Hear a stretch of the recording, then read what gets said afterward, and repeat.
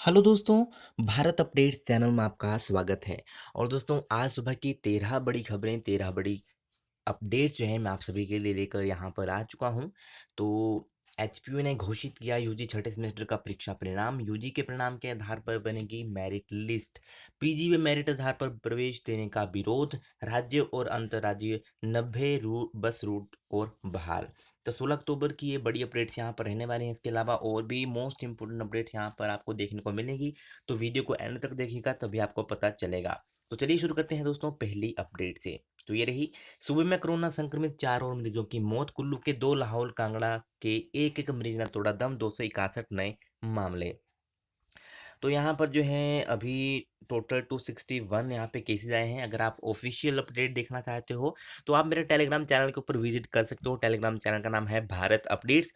और इसके अलावा दोस्तों आप जो है मेरे ट्विटर अकाउंट के ऊपर भी दोस्तों मुझे फॉलो कर सकते हो। ट्विटर के ऊपर भी आप फॉलो कर सकते हो। उसकी आईडी भी आपको डिस्क्रिप्शन में मिल जाएगी।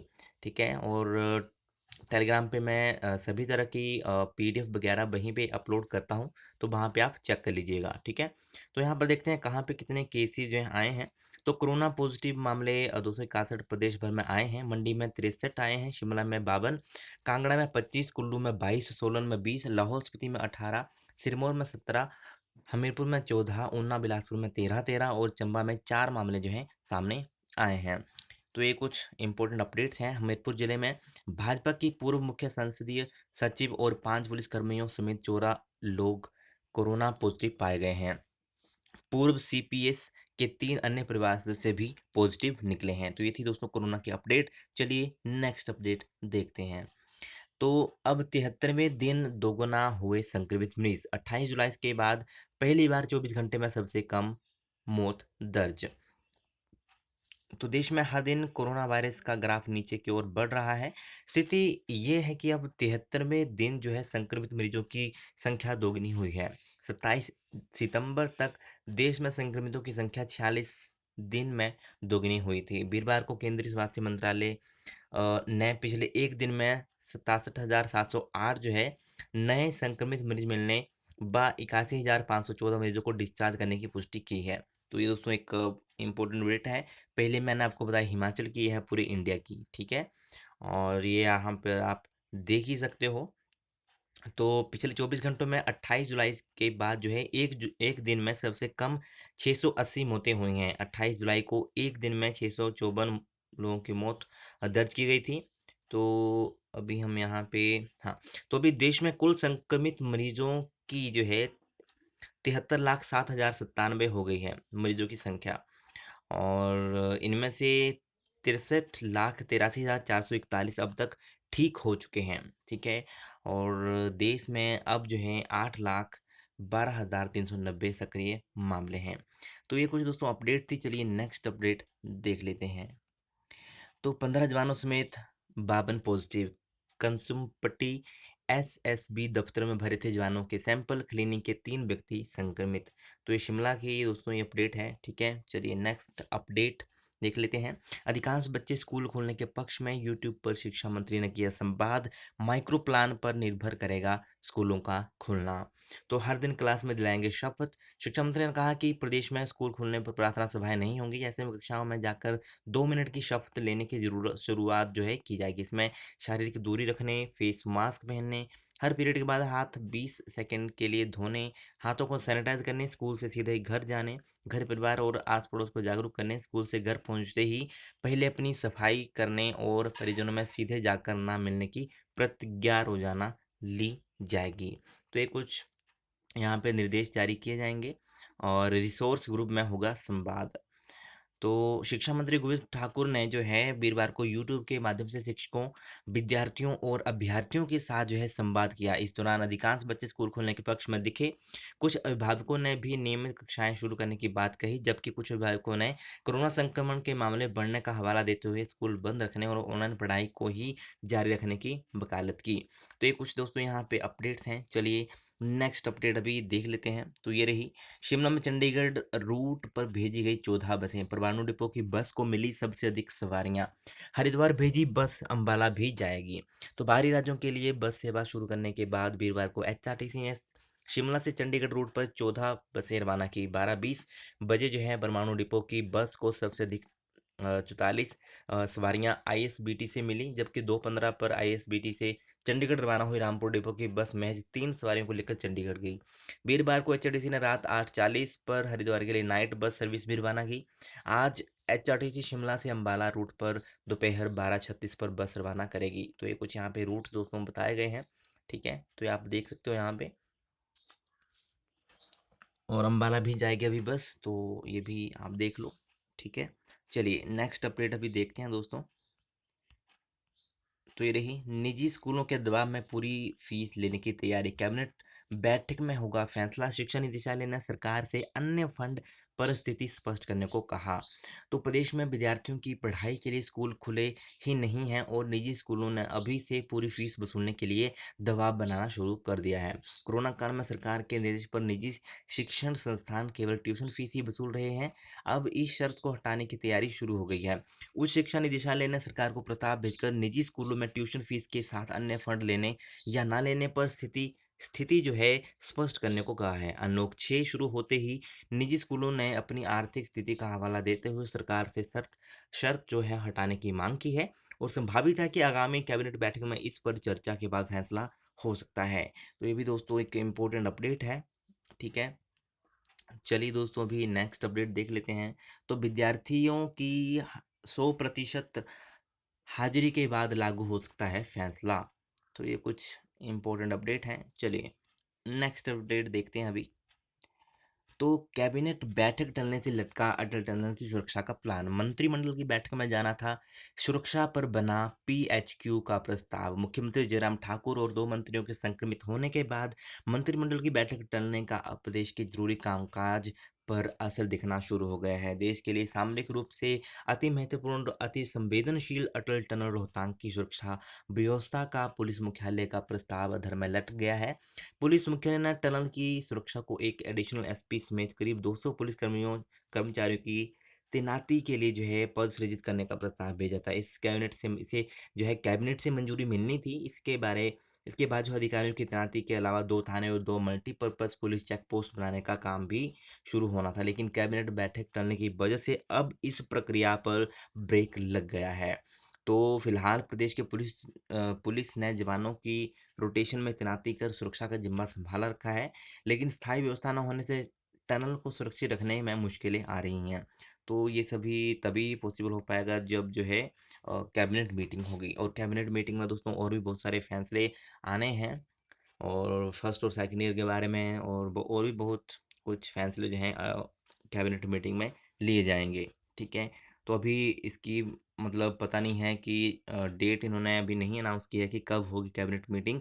जब भी होगी तो मैं आपको बता दूंगा, ठीक है। चलिए नेक्स्ट अपडेट देखते हैं। तो राज्य और अंतर्राज्यीय 90 बस रूट बहाल, हिमाचल पथ परिवहन निगम एचआरटीसी के वीरवार को 90 और राज्य और अंतर्राज्यीय रूट बहाल किए गए हैं। शुक्रवार से इन रूटों पर भी बसें दौड़नी शुरू हो जाएंगी। सोमवार से दिल्ली के लिए भी बस सेवा शुरू हो सकती है। निगम के कार्यकारी प्रबंध अनुपम कश्यप ने नए रूटों में बस सेवाएं बहाल करने की तीसरी बड़ी सूची जारी की है। कार्यालय आदेश में उन्होंने बसों में कोविड-19 से संबंधित दिशा निर्देशों की पालना करने को कहा है। अब तक 2 सूची के तहत कुल 60 बस सेवाएं बहाल हो गई हैं। इनमें से 50 से 70% सवारियां बैठ रही हैं। लोगों की लगातार डिमांड और ऑक्यूपेंसी बढ़ने से बाहरी राज्यों के रूटों को बहाल किया जा रहा है। तो नए बहाल रूटों पर आज से दौड़ेंगी बसें। चलिए दोस्तों नेक्स्ट अपडेट देखते हैं। तो 20 अक्टूबर तक बढ़ाई आवेदन की करने की तिथि। तो हिमाचल प्रदेश स्कूल शिक्षा बोर्ड ने डीएलएड पार्ट 1 और पार्ट 2 में रीअपील परीक्षार्थियों के लिए आवेदन की तिथि बढ़ा दी है। अब अभ्यर्थी 20 अक्टूबर तक आवेदन कर सकेंगे। बोर्ड अध्यक्ष डॉक्टर सुरेश कुमार सोनी ने कहा कि डीएलएड पार्ट 1 व पार्ट 2 में रीअपील घोषित परीक्षार्थी नवंबर दिसंबर 2019 की डीएलएड पार्ट 1 व पार्ट 2 की परीक्षा में पूर्ण विषय में अनुत्तीर्ण परीक्षार्थियों के लिए प्रवेश पत्र भरने की तिथि 20 अक्टूबर तक बढ़ा दी गई है। तो लास्ट डेट है 20 अक्टूबर, ठीक है। चलिए नेक्स्ट अपडेट। ये रही, शिक्षा बोर्ड ने 30 तक बढ़ाई परीक्षार्थियों के लिए पंजीकरण की तिथि। तो प्रदेश स्कूल शिक्षा बोर्ड ने मार्च 2020-21 सत्र के लिए 9वीं 10वीं 11वीं 12वीं कक्षाओं के लिए नियमित परीक्षार्थियों के लिए पंजीकरण के लिए ऑनलाइन आवेदन की अंतिम तिथि 16 से बढ़ाकर 30 अक्टूबर कर दी है। तो यहाँ पर ये एक मोस्ट इम्पोर्टेंट अपडेट है, और बोर्ड अध्यक्ष डॉक्टर सुरेश कुमार सोनी ने कहा कि कोरोना काल में स्कूलों और अभिभावकों की राहत को परेशानी को देखते हुए यह राहत दी गई है। ठीक है, तो अभी 30 तक ये डेट बढ़ा दी गई है, 30 अक्टूबर तक। ठीक है, और ये कुछ अपडेट हैं। चलिए नेक्स्ट अपडेट देख लेते हैं अभी। तो ये रही, सैनिक स्कूल में प्रवेश के लिए 20 अक्टूबर से करें ऑनलाइन आवेदन। तो इस बार रक्षा मंत्रालय नहीं, राष्ट्रीय परीक्षा एजेंसी लेगी प्रवेश परीक्षा। सैनिक स्कूल सुजानपुर में पहली बार छात्राओं के लिए हैं 10 सीटें। तो एनटीए इस बार नहीं परीक्षा करवाएगी, सॉरी एनटीए परीक्षा करवाएगी, राष्ट्रीय परीक्षा एजेंसी। इस बार रक्षा मंत्रालय नहीं करवाएगा। ठीक है, तो ये यहाँ पे कुछ एलिजिबिलिटी क्राइटेरिया भी बताया गया है, तो ये आप देख सकते हो यहाँ से। ठीक है, और 20 अक्टूबर से 19 नवंबर के बीच आवेदन करना हो पड़ेगा। यह पूरी जानकारी यहाँ पे देख लो। ठीक है, और विद्यार्थियों की उम्र जो है 31 मार्च 2021 को 10 से 12 वर्ष के बीच होनी चाहिए। 9वीं में दाखिले को उम्मीदवार की उम्र 31 मार्च 2020 को 13 से 15 वर्ष के बीच में होनी चाहिए। प्रवेश के समय मान्यता प्राप्त स्कूल से 8वीं पास होनी चाहिए। अनुसूचित जाति एवं अनुसूचित जनजाति वर्ग के विद्यार्थियों के लिए परीक्षा शुल्क 400, जबकि सामान्य वर्ग के लिए 550 रुपये निर्धारित किया गया है ये शुल्क। ठीक है, इसे आप इंटरनेट बैंकिंग के माध्यम से, पेटीएम से जो है इसे फीस को भर सकते हो। ठीक है, तो ये कुछ अपडेट्स हैं। चलिए नेक्स्ट अपडेट दोस्तों देख लेते हैं अभी।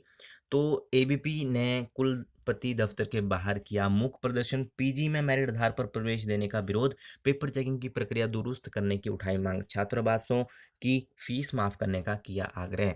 तो एसएफआई ने समर हिल चौक पर किया प्रदर्शन, एबीपी ने भी किया है कुलपति दफ्तर के बाहर मूक प्रदर्शन। तो इनकी यही मांगे हैं कि ये जो पीजी के एंट्रेंस एग्ज़ाम है उनका एग्ज़ाम लिया जाए, ना कि वो मेरिट बेस के ऊपर होने चाहिए। जैसा कि आपको पता है कि कल परसों भी न्यूज़पेपर में आया था कि अभी इनका जो है शेड्यूल उन्होंने जारी कर दिया है कि ये मेरिट के बेस के ऊपर ही अभी जो है एडमिशन देंगे। तो ये जो है एबीवीपी और अन्य जो छात्र संगठन है एसएफआई वगैरह, तो ये यहाँ पे विरोध कर रहे हैं कि ये इनका जो है एंट्रेंस एग्ज़ाम ही होना चाहिए पीजी का। तो ये इसलिए यहाँ पे प्रदर्शन जो है कर रहे हैं। ठीक है, चलिए नेक्स्ट अपडेट दोस्तों देख लेते हैं अभी। तो एचपीए ने घोषित किया यूजी छठे सेमेस्टर का परीक्षा परिणाम। बीए का 57, बीएससी का 49.95 और बीकॉम का 70% रहा परिणाम। तो ये कुछ अपडेट है दोस्तों, इसे छात्र जो हैं लॉगिन आईडी के माध्यम से देख सकते हैं। ठीक है, और किसका किसका आया है, तो BA, BSc, BCom, BA honours, BSc honours अंतिम सेमेस्टर के घोषित नतीजों को जो है ऑनलाइन उपलब्ध करवा दिया गया है। ठीक है, तो ये आप देख सकते हो। और एलएलबी में प्रवेश की पहली मेरिट लिस्ट जारी, तो ये भी आप यहाँ पे देख सकते हो दोस्तों। यूजी के परिणाम के आधार पर बनेगी पीजी मेरिट की लिस्ट। तो यूजी के नतीजों के आधार पर ही स्नातकोत्तर डिग्री कोर्स में प्रवेश की मेरिट तैयार होगी। 20 अक्टूबर तक पीजी विश्वविद्यालय के एडमिशन पोर्टल से पीजी में प्रवेश को आवेदन करने वाले छात्र अपने अंक जो हैं अपडेट कर सकेंगे। ठीक है, और कोरोना संकट में हुई पहली परीक्षा का है नतीजा। तो ये जो पहले एग्ज़ाम हुआ था उसका ये रिज़ल्ट है। ठीक है, और अभी बाकियों का कुछ का भी आना है रिज़ल्ट, कईयों का रिज़ल्ट अभी तक नहीं आया है दोस्तों। ठीक है, तो यहाँ पे देख लेते हैं। अभी 3 कोर्सों बीबीए, बीसीए और शास्त्री के नतीजे आना बाकी हैं, तो इनके अभी तक रिज़ल्ट नहीं आए हैं। सिर्फ BA, BSc, BCom, BA honours और बीएससी ऑनर्स के फाइनल सेमेस्टर के रिज़ल्ट ही आए हैं। बाकी रीअपीयर वगैरह के रिज़ल्ट भी दोस्तों थोड़े टाइम बाद आएंगे। ठीक है, हो सकता है आ जाएंगे साथ साथ ही, बट पहले ये जो है फाइनल के ही निकालते हैं। ठीक है, उसके बाद आपका फोर्थ का आएगा, उसके बाद आपका सेकंड का आएगा। ठीक है, रीअपीयर का ऐसे आता है, थोड़े थोड़े दिनों का गैप होता है, उसके बाद आपका रिजल्ट आता है। ठीक है, तो वो भी आ जाएगा, उसके बारे में आपको टेंशन लेने की ज़रूरत नहीं है, वो भी आ ही जाएगा। ये आ गया, इसके बाद आपका सिक्स का हो सकता है रीअपीयर वालों का आए, कोई भी बैच है 2015-16 कोई भी है, उसके बाद फोर्थ का आएगा, उसके बाद सेकंड का आएगा। ठीक है, ऐसे जो है आपका रिजल्ट आता है।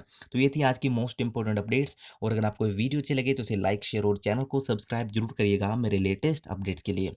Thank you.